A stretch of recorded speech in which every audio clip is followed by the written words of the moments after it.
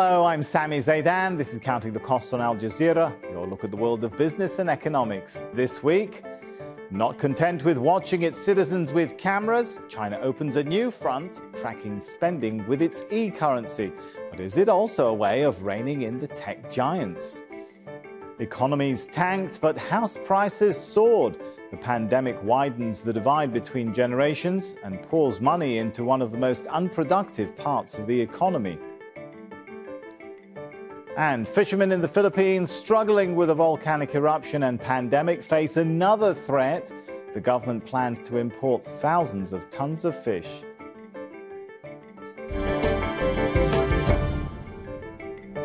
Tried and tested in the biggest open-air digital prison in the world, China's surveillance of Uighur Muslims in Xinjiang is being rolled out across the country.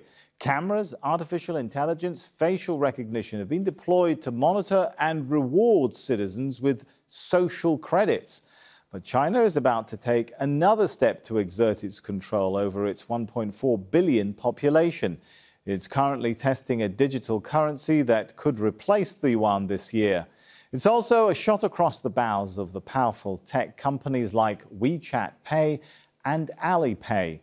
You may remember fintech company Ant was preparing the world's biggest stock market listing when its founder challenged the central bank's powers.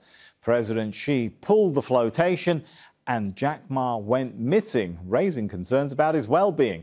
Well, he made an appearance just a week or so ago via video call, but hasn't been seen since. Ma was also dropped from a list of China's entrepreneurial leaders in state media. Beijing has started a second trial of electronic cash with over $3 million worth of e-yuan distributed among 100,000 residents of the tech hub of Shenzhen. Well, that's the picture in China. Another country preparing to go digital is Venezuela. Its currency has been decimated by hyperinflation, making the bolivar pretty much worthless. The economy was long in trouble before Trump's administration hit it with crippling sanctions. The U.S. measures, of course, made it difficult for Venezuela to find buyers for its oil. Well, President Nicolas Maduro says the physical currency will eventually disappear. And we can't discuss digital currencies without mentioning Bitcoin, of course. It's seen a resurgence of late, smashing through the $40,000 barrier for the first time last month, lifting the total value of the entire cryptocurrency market above $1 trillion. Of course, it's still very volatile, but there are predictions it could hit $200,000. Well, joining me now from London is Naeem Aslam. Naeem is the Chief Market Analyst at Avatrade. Good to have you with us. So is the investment community coming around to the idea that Bitcoin is a real asset, or is it way too volatile? Thanks for having me. Look, I think when we are referring to volatility, everyone can agree on one particular factor, and that is the volatility can be anywhere in any particular sector and in any derivative, because we have seen the clear evidence of that in a GameStop stock. Obviously, there was the massive rally and the frenzy around retail investors. Now, are we seeing Bitcoin as a value asset, as a valuable asset? There is a clear evidence of that because institutions have started to pile in this particular asset. And that was one of the primary reasons that we've seen this massive rally. And the rally that I'm really referring to is the break of 20,000, the previous all-time high, and then we went almost approximately touching the $42,000 mark. So now we are very much in a retracement, and that sort of a retracement is not you wouldn't really say that it is something to worry about, because when you see such a massive rally, a small bit, which is very much fueled because of a massive volatility, so this sort of a retracement is really going to ease off that volatility. So if you compare Bitcoin's volatility now with respect to other stock market derivatives, you can clearly see that the Bitcoin isn't that volatile at all now. So given the fact that we have massive support from institutional investors and there isn't enough volatility, I still hold my view that Bitcoin is the investment. Is that why we're seeing countries like China introducing a digital currency, or are there other factors at play here? I think China introducing its own CBDC is a very different element altogether. That is because they don't want the dollar to become more dominant force, because with the Libra coming, the dollar could become a lot more stronger. So Bank of China really wanted to make sure that they have their own product. And secondly, they also wanted to verify and then really address the issues in relation to money laundering and some other associated things with that. So the aim for a central bank over here is really not to let the game go away from them. So they wanted to be part of this particular digital asset game. Are they also worried, though, when you say the game going away, that it's going away to other big tech players that are becoming simply too powerful? You're absolutely correct, and I concur with you on that, because if you look at the position of Tencent and Alipay in China, you can see that everyone is pretty much accepting them. They are very deeply integrated into the society, into the system, and now this is exactly what People's Bank of China wants to do. They wanted to address those issues. They wanted to have that digital currency presence through their own wallets, which they can control. Now, another country that wants to go digital, of course, is Venezuela. Does this mean Maduro has given up on the idea of the petro currency? You see, petro was a really good concept and very ambitious project, especially if you compare the performance and then what the view was for that particular coin on its white paper. But things weren't really executed according to the white paper, and that has led to a massive failure. Otherwise, if you wanted to find a way where you can just bypass the sanctions which are imposed fairly or unfairly by one country, then the digital assets or the digital coin is the way forward. And even now in Europe, you are seeing, because of Trump administration for the last 4 years, obviously it has been very volatile in terms of international relations. So now we're seeing a shift which is away from the dollar, and then now Europeans are very much forcing their own currency, euro, in order to bypass those sanctions. And digital currency allows to a much larger extent for those sort of problems. Right, but Venezuela is obviously looking now to a digital currency after one failure under its belt with a currency, the petro, which you mentioned there. How credible is this one? How much trust do you think people are going to be looking at this digital currency of Venezuela with? Look, I think at the end of the day, what it depends is the adoptability, and then how many users you have, and where you can really utilize the currency. And then that is the biggest failure so far with respect to petro.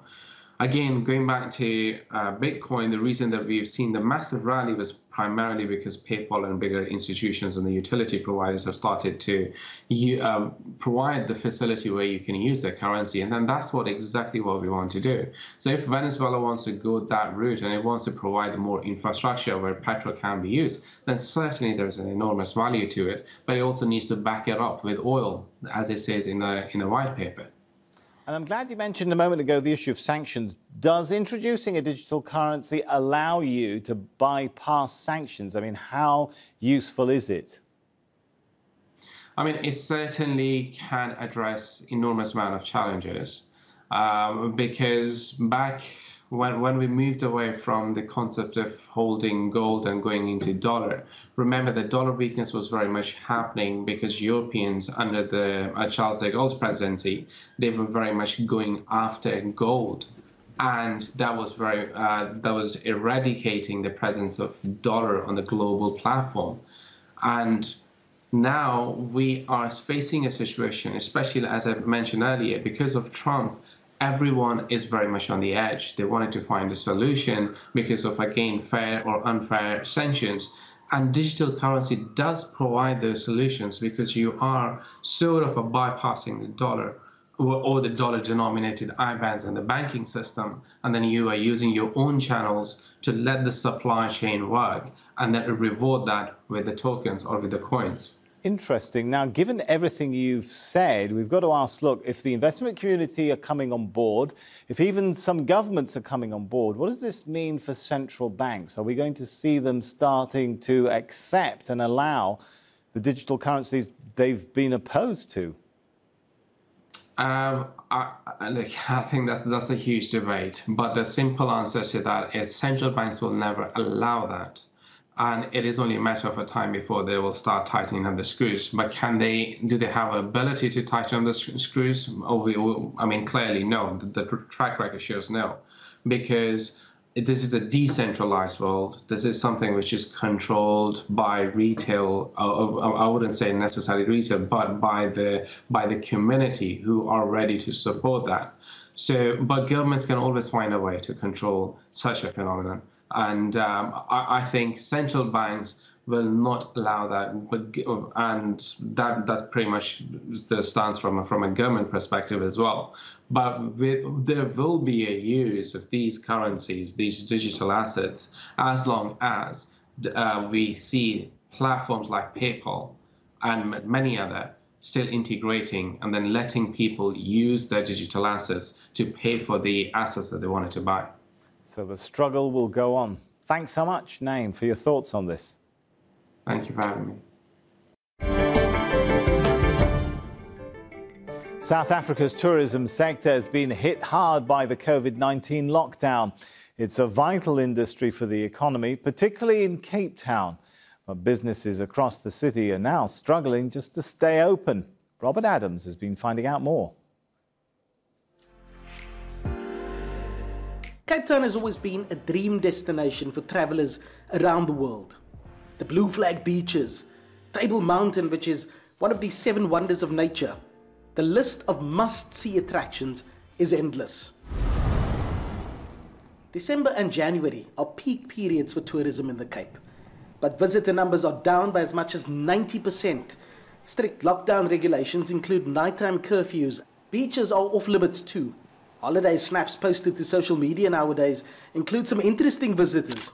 The police, law enforcement and the National Army who patrol the shoreline. Our economy has gone down, prices have gone up, and people are suffering at the moment. They are having difficulty surviving. Lots of businesses are having to close down if they have not already closed down. The Damjanov family, originally from Bulgaria, has been struggling to make ends meet. Amy's nail salon has survived lockdown despite reduced client numbers. Husband Daniel's tour company, which he started in 2007, has not. It was very hard. I used to have 19 of these vehicles, now I have only 1. I don't have income from March last year, just before lockdown. Actually, it's more than 20,000 just in Cape Town tour guides who is struggling at the moment because it's not tourists, no visitors of the Western Cape. From the beginning of lockdown, I closed for 2 months, then I opened June with less clients. I moved to smaller place and I renting out the bigger one for extra money. In Long Street, the heartbeat of Cape Town's entertainment scene, there are for sale and to let signs everywhere. This barber tells me his daily tally of customers has fallen from 100 to 5. He's not the only one complaining about the bleak economic situation. You can see how Long Street is dry, people are getting out the streets. No one can't find job. We taxi drivers. You can spend for a whole day. You can't get maybe 1 customer, you can't make maybe 100 rand. On an ordinary day, it would be difficult to find a parking spot here at Camps Bay Beachfront, but then Cape Town hasn't had one of those, an ordinary day, in nearly a year. Businesses on the famed strip are suffering. Ordinarily on that side of the main road, it would be lined with informal traders selling their wares, mainly African arts and crafts, but only a handful of them remain. No tourists, even the beach, they close the beach. So some days we just come here, just maybe we can get even 20 rand just for survival. It's very difficult here because of lockdown. So, what's the way forward? How will Cape Town recover? These are questions we put to the local government. If you look at the industry as a whole, it's really an important sector for Cape Town. It contributes around about $1.2 billion to the city's economy, and it creates around about 300,000 direct and indirect jobs. So for us, our priority is to make sure that we stabilize the tourism landscape by making as much relief available to our tourism and hospitality industry. And that could be, for example, the reclassification of your property, if you've got a tourism business property, back to a residential category, and that could really reduce rates bills. We've also implemented lease remissions for people renting land or buildings from the municipality, so that we can just, give people that financial relief at this point in time. While many have cut their losses and closed up shop, people like Daniel, Amy, Dylan, Jack, and the estimated 75,000 others whose jobs are at risk in the Western Cape have no choice but to ride out the storm. Robert Adams, Al Jazeera, Cape Town. Well, there's little doubt that many developed economies are experiencing what economists refer to as a K-shaped recovery. That's where better paid workers are doing well and low paid workers, mostly women and minorities, are losing out. And this is reflected in the housing market. The housing market, like the stock markets, have been pretty much unaffected by the pandemic-induced recession. As many employees work from home, the possibility of it becoming a long-term trend has seen many move out of cities to more remote locations. That's pushing up prices. Home buyers poured into the South Fork area of Long Island, known as the Hamptons. That's pushing up median prices to a record $1.4 million. And average house prices in London rose above $685,000 for the first time, piling the misery on the young who can't afford those mortgage deposits. That's exacerbated the generational divide between the old and young. But rental prices have headed in the opposite direction as many renters have moved out due to the pandemic and Brexit. Now, according to the Office for National Statistics, almost 900,000 non-UK residents left the country.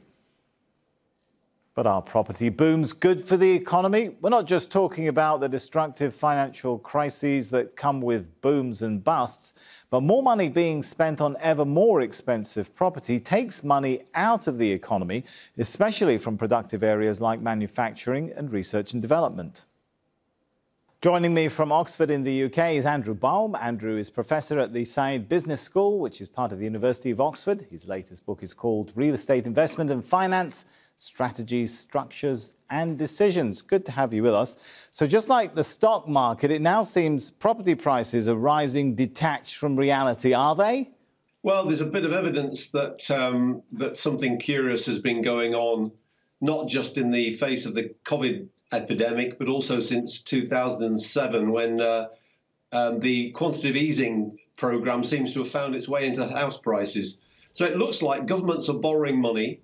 The money is being given to people in varying amounts, in furlough schemes, for example. The money is accumulating in bank accounts because people aren't spending like they used to because they're not going out. And that money is finding its way into stock shares and into real estate prices. Interesting, but it's also opening up the generational gap, or so the accusation goes, between baby boomers and millennials. Yeah, this is a real problem. I mean, we do have clearly there's an impact on those that have and those that have not. You know, those that have are benefiting from rising house prices. Those that have not are seeing house prices getting more and more unaffordable. So it seems that the inevitable result is that we'll end up with more and more renting, and more rich, more poor, which is not a great thing for the world. A wealth tax, one of the suggestions to fix this. Do you think it's the solution? I think all sorts of taxes are probably the solution. I don't think a wealth tax is particularly easy to apply, but I can see inheritance taxes, capital gains taxes, income taxes, and even property taxes. You know, it seems to me perfectly reasonable that people should pay a tax based on the value of their homes, which I suppose is the same as a wealth tax, but a specific property tax would be quite efficient. And there's also the growing concern that the rising price of houses is taking money away from other vital parts of the economy, like research and development and manufacturing. How do you see that issue? I'm not sure there's much evidence for that, frankly. there are positive impacts of rising house prices. I mean, it's pretty well proven economically that rising house prices give people more confidence. It gives people the ability to borrow more than they would otherwise have done. So rising house prices generally increases consumption, so spending, and it also increases the opportunity for people to borrow and therefore to invest in business. So I think that's a difficult one. I think there is some evidence that rising house prices are pretty good for the economy, subject to this inequality issue that we've got. And we often see the headlines about people moving out of cities. Is there a demographic pattern to that? In other words, are we seeing more the white middle class moving out of the cities, and it's minorities who are left to do or who have the jobs that require them to be physically present in the cities who are staying put? I think this is fascinating. I'm not a great believer in this mass exodus from the city. If you look at London, for example, London has had waves of immigrants going back to the 16th century. You know, first of all, a wave of Jewish immigrants, then a wave of Huguenots from France, then Bangladeshis, Indians. People have been moving into London, and they generally go into the inner city, live in overcrowded housing because it's close to their place of work where they can get employment. And it's been a constant wave that when these people, if they succeed in becoming wealthier and more comfortable, they move out. And it's nothing new about the idea that middle-class, middle-aged people with families move out of the city into the suburbs. I don't think there's anything new about that. And they're being replaced all the time by young people who are desperate to be in the city, and increasingly by older people who also want to be closer to museums. So hang on, have the headlines and the stats got it wrong? No, the facts are there. People are moving out, but they're also moving in as well. You know, we've got massive migration coming into cities. There's a tremendous demographic bulge of people going into the city. Well, then I guess the question is, what is the overall picture at the end of the day? We've got more people moving in or out? Well, in the short term, moving out. In the long term, moving in. Interesting. If people are leaving the city, someone is buying the homes. Why, as you've been saying, we've got waves of immigration coming in. Why is that not being reported and covered as much then?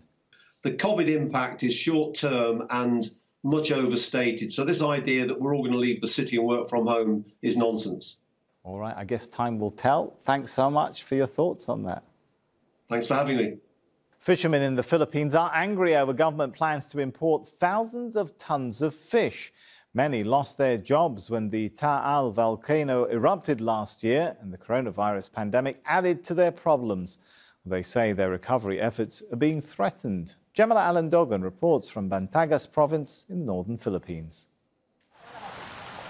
Fishing has long been a main source of income for many families in towns surrounding the Taal volcano on the island of Luzon, at least 50 kilometers south of the capital Manila. But most of the fish pens were destroyed by falling ash when the volcano erupted in January. Thousands of fishermen lost their jobs, including Cesar Calinisan, who has spent most of his life working in fish pens owned by his uncle. The lockdown imposed by the Philippine government to prevent the spread of coronavirus means recovery has been much slower than it might otherwise have been. But fishermen say the situation is getting better. And that's why the government's plans to import fish is upsetting many here. We're getting more fish now, and we are earning again. We don't need more imports. What we need is government support.